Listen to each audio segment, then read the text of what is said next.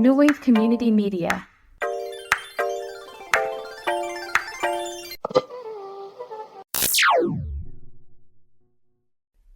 Before we start, a note to our listeners. The content of this podcast is based on our opinions and experiences. While New Wave Community Media strives to offer valuable insights and information, we are not medical or professional advisors. Any advice or suggestions presented here should not be considered a substitute for seeking guidance from qualified professionals. We encourage you to consult with appropriate experts regarding any specific concerns or issues you may have. Thanks for tuning in. Enjoy the podcast.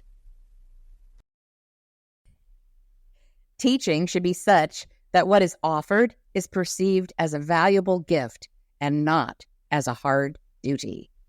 Albert Einstein, theoretical physicist. From New Wave Community Media in Oakland, California, I'm Jenn K. Ward, and this is the Digital Sanity Podcast, dedicated to helping you be online without losing your mind.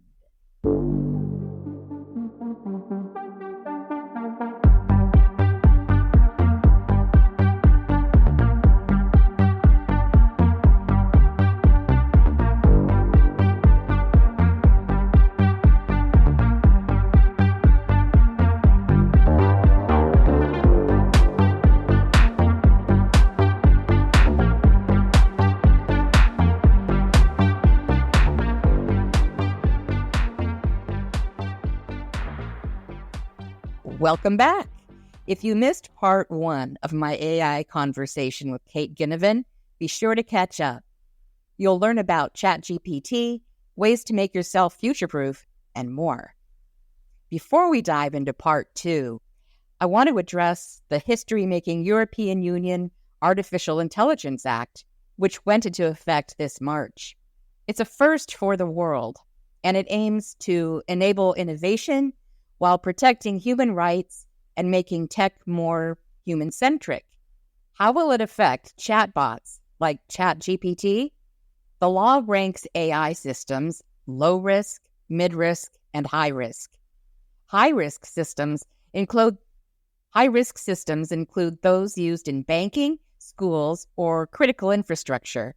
They must be accurate and monitored by a human. AI systems that can cause harm to private citizens are prohibited.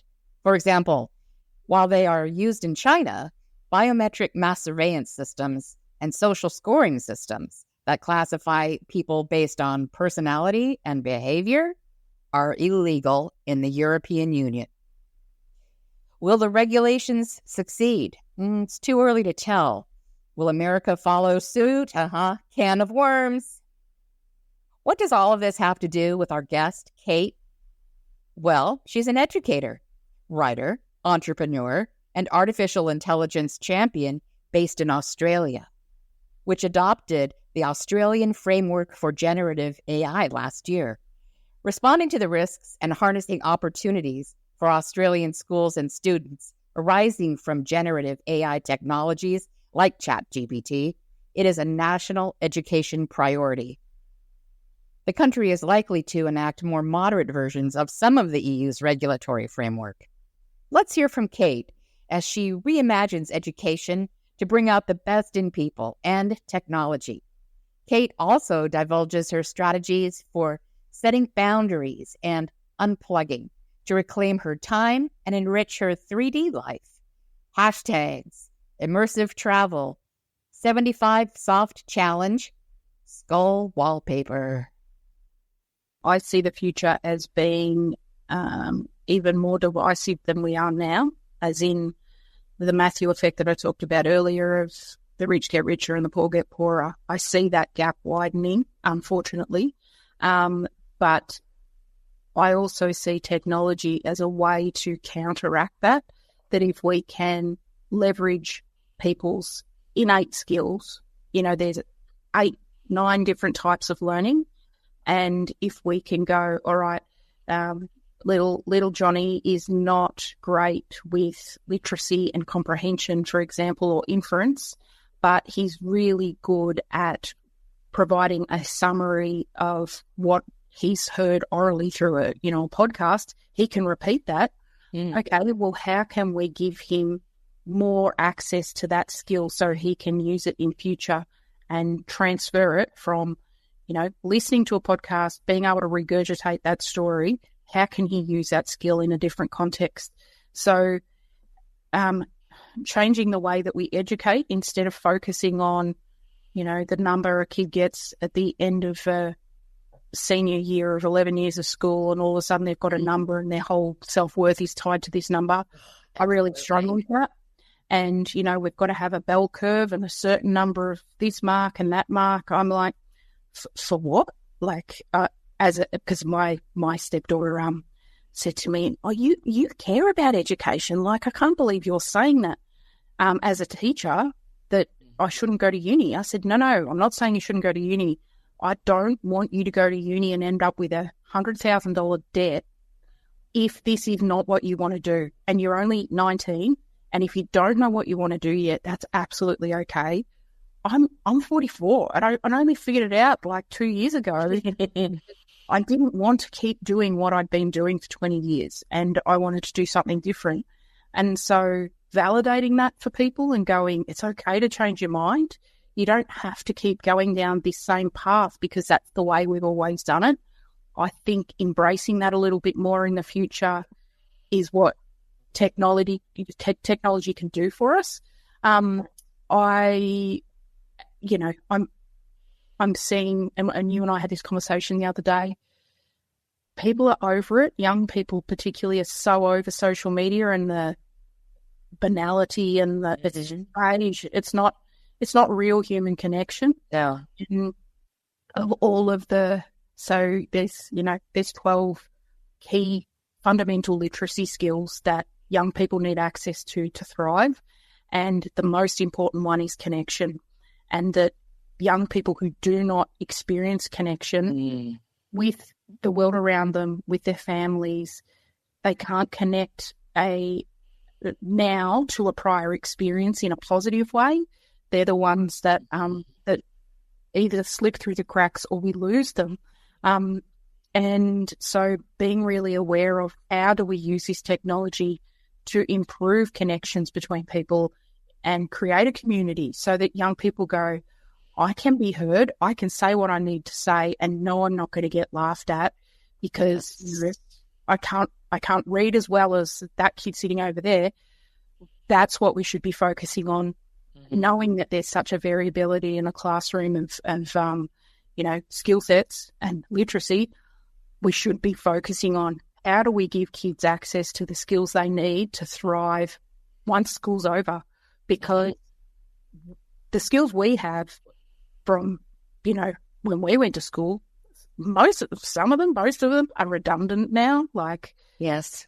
And I think that's where a lot of the fear comes from of technology, of, well, if we don't keep doing it the same way we've done it for 100 years, well, what's my purpose now? Okay, well, adapt. That's what being a human is all about, is seeing there is a need to change and there is a growth mindset or a fixed mindset. And if you stay fixed, you're always going to be afraid. And you're not going to see the glass half full, you're going to see the empty cup.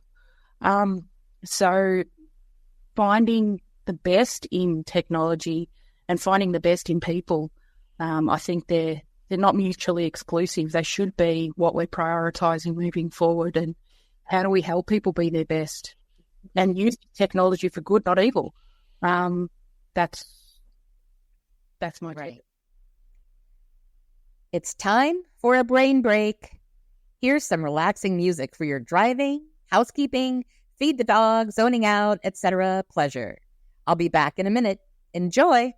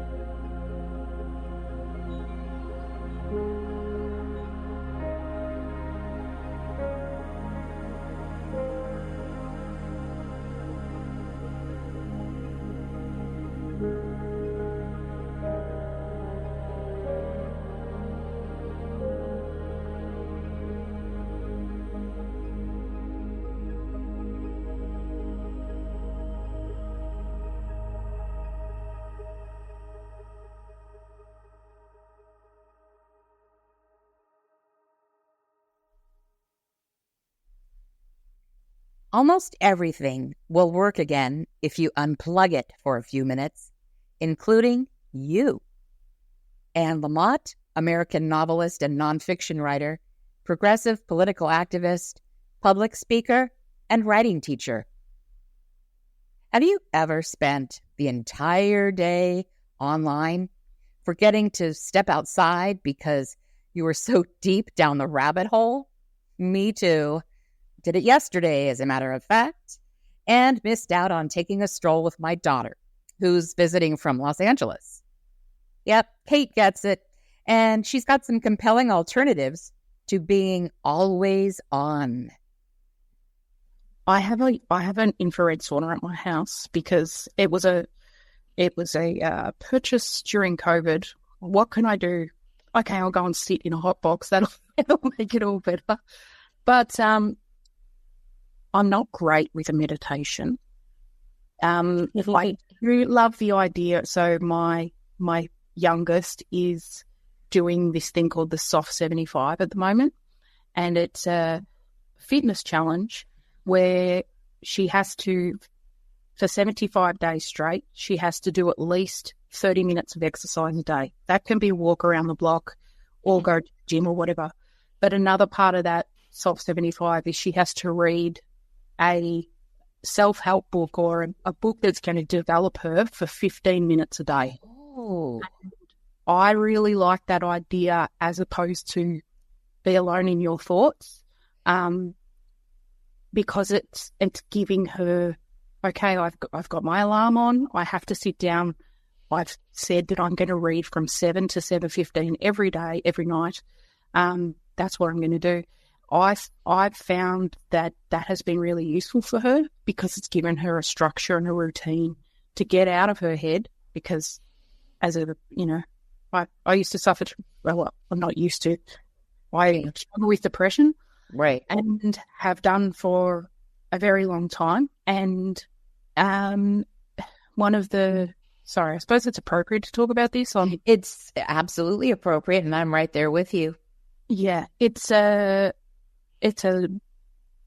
life journey. Like, I have moments at the moment, I'm on top of the world. Woo, this is amazing. I don't have the black dog sitting beside me everywhere I go.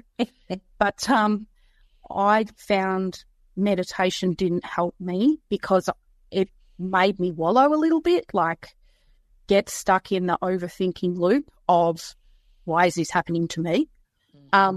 Whereas this, Soft 75 approach that my kid is using is moving forward and, yes, being present, but instead of sitting and being still in herself, she's ADHD and she doesn't do still, but to go, I'm 15 minutes, I'm going to be absorbed in this particular self-help book. She's reading about the vagus nerve at the moment.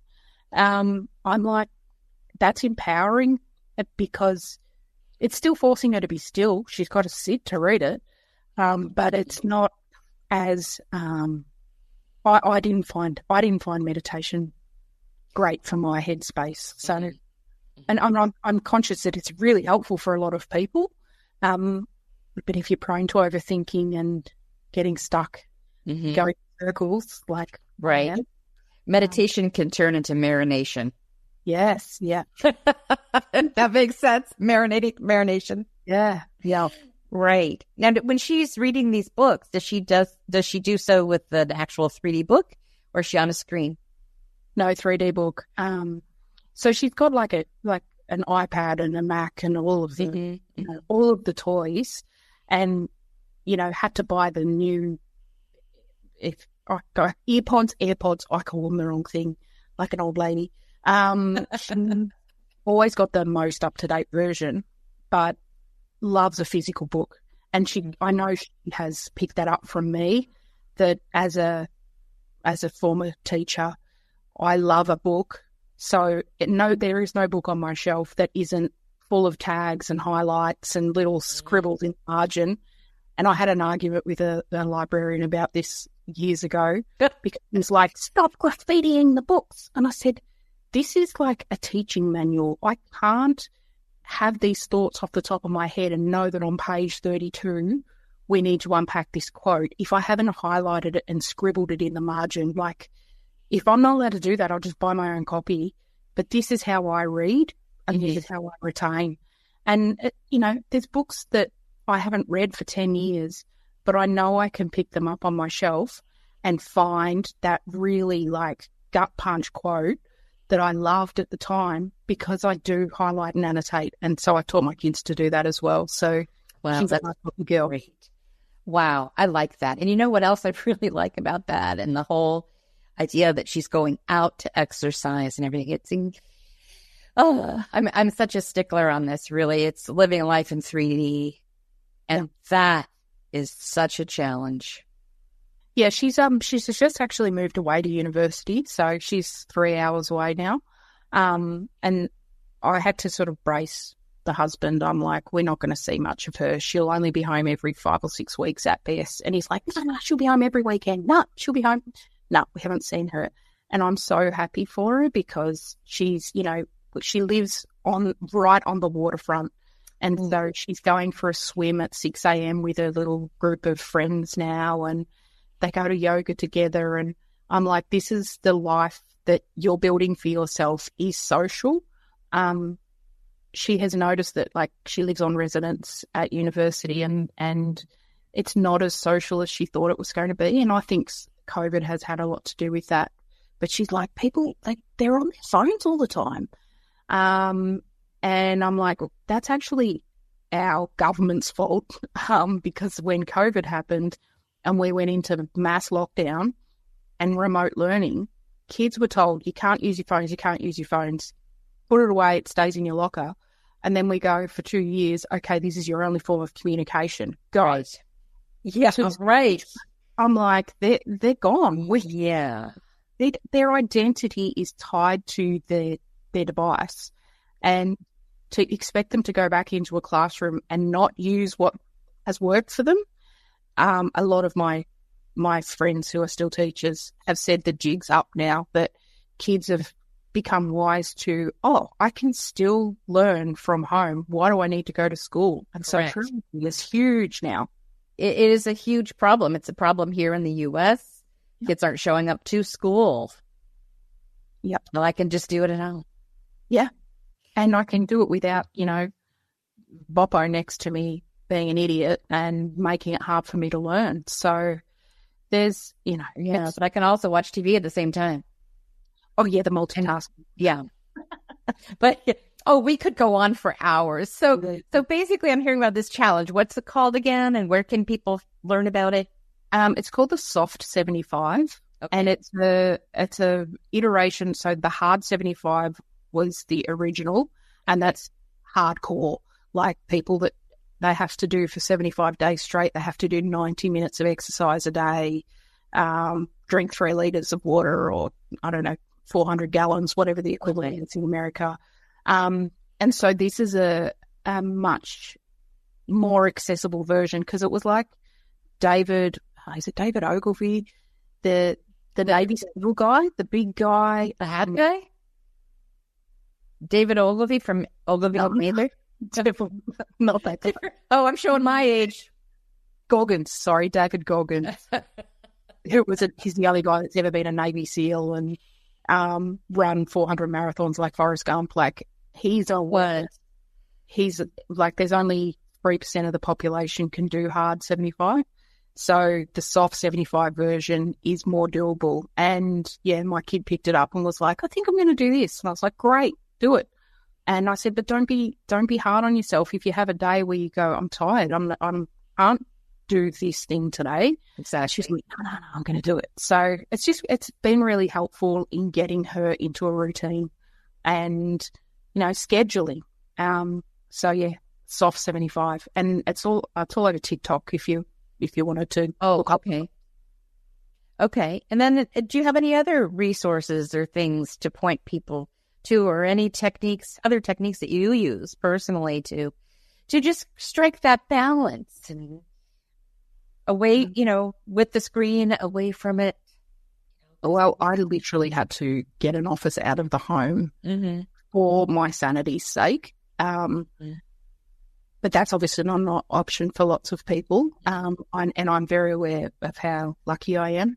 But I'm also a stickler for setting alarms. So I get up at the same time, or try to get up at the same time. 6 o'clock every morning. I have a routine of a coffee with my dogs, talk to them, be the crazy dog lady. But I also try to down tools at the office and be home by 6 o'clock, so that it's a big long day. But and I work weekends because it's not, when you find something that you love, it doesn't feel like work. I've found I've got a job that I love, which is amazing. But scheduling, okay, well, Dad dropped off some driftwood, so that's my Saturday morning. Like, my husband's got football, so while he's at football, Saturdays are my day. All right, I'm going to go out into the shed and the veggie garden, and I'm going to do this little craft project for this weekend. So just making deals with yourself about, I've got to have a carrot to keep me moving forward. Yeah. All right. So, and travel has always been that for me. It's been a bit difficult as an entrepreneur. And not having a stable income, it's been difficult to plan. But travel was always, when I was a teacher, every Christmas I got on the plane and went to Canada or went to the US and did road trips, went to Albuquerque because I was obsessed with Breaking Bad, and decided I wanted to go see Albuquerque, and visited the laundromat, the car wash and the chicken shop. And so find a carrot, what keeps you moving forward. It's true. And something that's offline, I think is great. Like my kid, my youngest is at uni and she's working really hard, but she said, I'm worried I'm going to burn out. And I said, the carrot that works for me, and you're very much my child, even though biologically you're not my child, the carrot that works for me is travel. You want to travel. Why don't you travel? And she was like, I want to go here. I want to go here. I said, you can do all of it, but don't try and do all of it at once.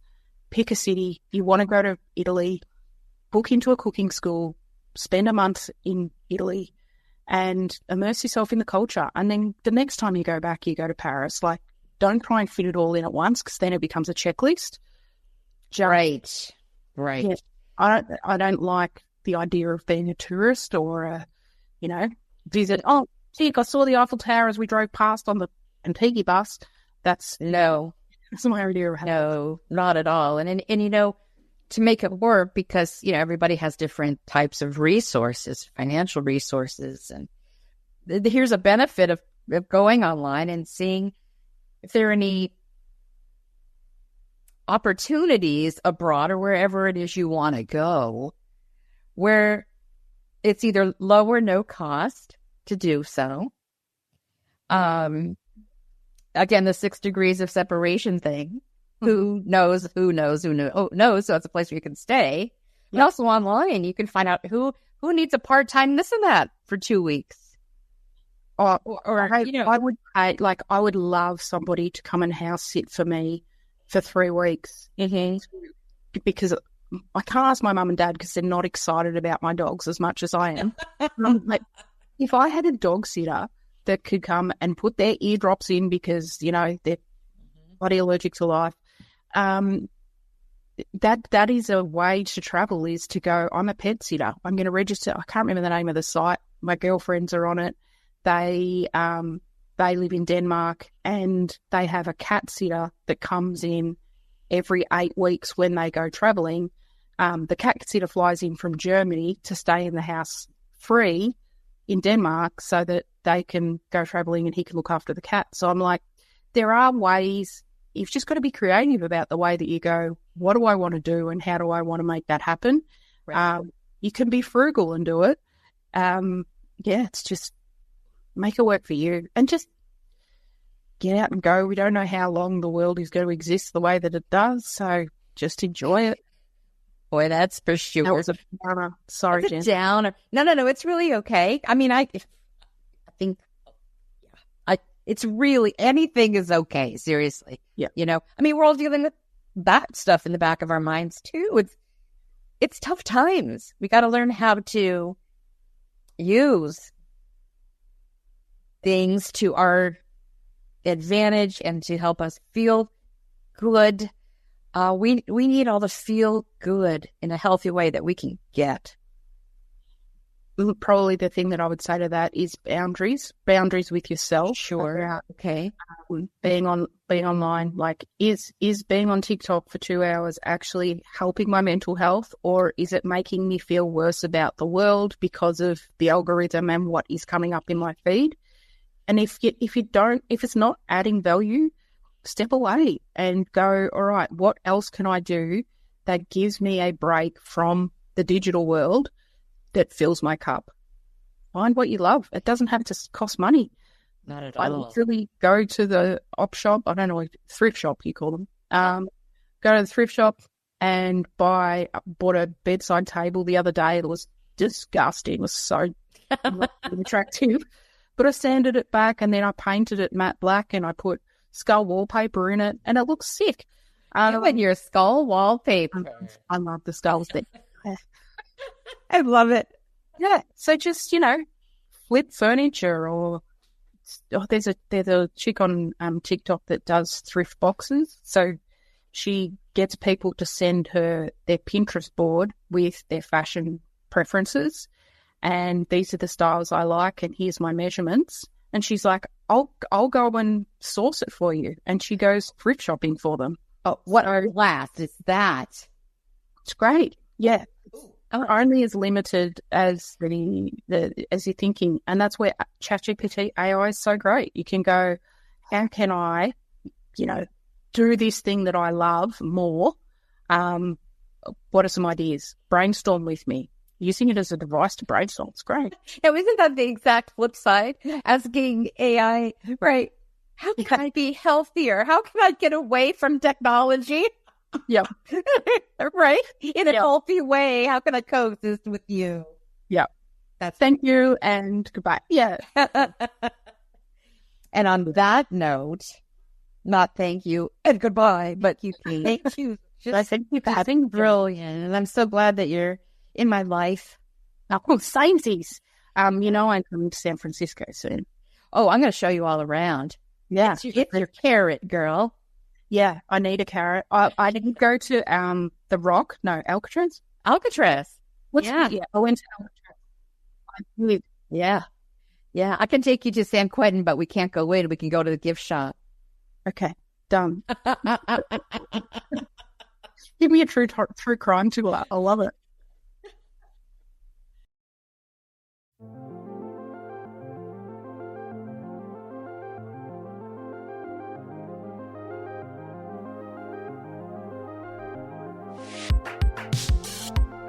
Feeling better? Me too. Thank you, Kate. Check out our other episodes for reality checks, light bulb moments, and hope. Many thanks to the Digital Sanity team, our lead producer, Ricardo Vasquez, Brandy Wilson, our production assistant, Andrew Tomlin, our audio engineer, our student intern, Akshatra Sakamari. I'm Jenn K. Ward. Remember, options control sanity. Later, gorgeous.